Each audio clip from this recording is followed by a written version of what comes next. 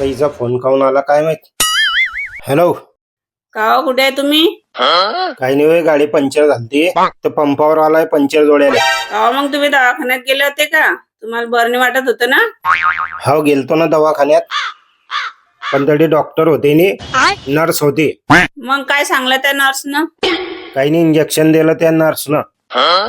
बापरे, इंजेक्शन दिलं? मग इंजेक्शन दिल्यावर लय दुखलं असेल आणि तकलीफ बी लय झाली असेल. नाही हो, आरामशीर दिलं तिनं, एवढं काही दुखलं नाही काही. हा बरोबर आहे तुमचं.